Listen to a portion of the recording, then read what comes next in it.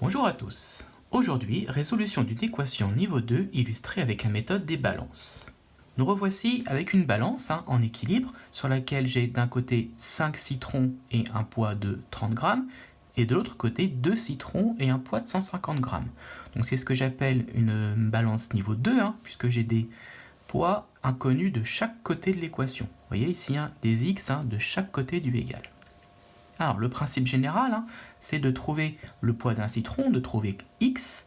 Donc c'est avec des manipulations, à la fin, de retrouver seulement un citron ici et seulement des poids par ici. La méthode que je propose de faire, c'est de faire disparaître les citrons du côté droit, puis les poids du côté gauche, et enfin, la dernière étape, de diviser si besoin, si on n'a pas un seul citron. Allez, on essaye. Donc première chose, je vais essayer de faire disparaître les citrons d'un des deux côtés. Disons, je vais enlever 2 citrons du côté droit. Comme ça, ils vont disparaître.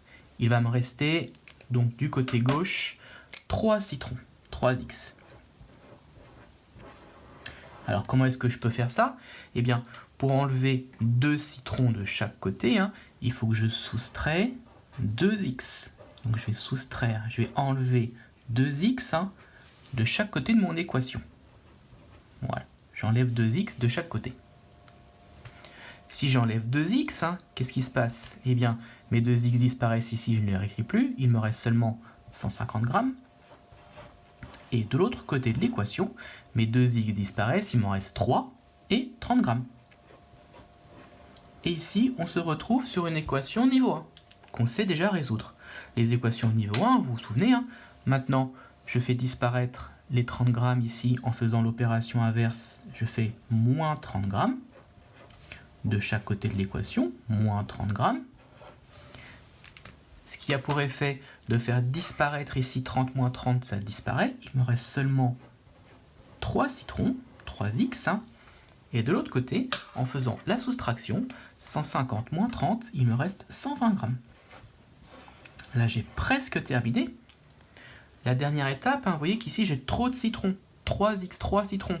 Donc, je vais être obligé de diviser par 3. De chaque côté de mon équation, je vais diviser par 3 pour avoir un seul citron.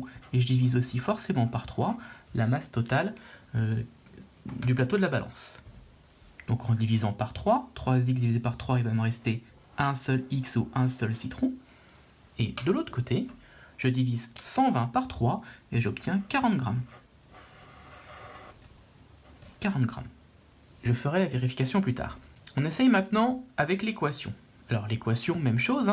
J'ai des x un peu partout. La première chose, ce serait de n'avoir des x que du côté gauche. Donc je vais enlever les 2x ici pour les faire disparaître. Donc forcément, je suis obligé d'enlever aussi 2x du côté droit. Si j'enlève 2x, 2x moins 2x du côté gauche, ça fait 0, je ne l'écris plus. Et 150, il va me rester 150, plus 150 ou 150. 5x moins 2x, il va me rester 3x plus 30. Première étape terminée. J'ai maintenant des x que du côté gauche. Deuxièmement, les x ici, ils sont plus tout seuls. Il y a le 30 encore qui m'ennuie. Pas de problème, l'opération inverse, moins 30. Opération inverse, moins 30. Je mets mon égal en dessous du égal. 3x plus 30 moins 30, il reste seulement 3x. 150 moins 30, il va rester 120. Et dernière étape, comme j'ai 3x, moi j'en veux qu'un seul, donc je vais diviser par 3 de chaque côté.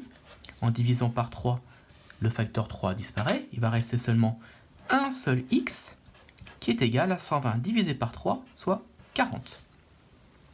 Une petite vérification, disons que x vaut 40. Je fais mon calcul ici, ma vérification. Alors je vais séparer. Du côté gauche, 5 fois 40 plus 30. 5 fois 40 plus 30, 5 fois 40, ça fait 200 plus 30, ça fait 230.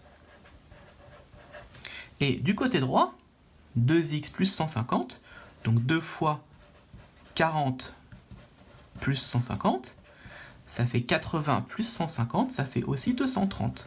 230 sur chaque plateau de la balance. Mon équation est bien résolue. Je vous remercie d'avoir regardé cette vidéo, j'espère qu'elle vous a été utile et on se retrouve une prochaine fois. Au revoir.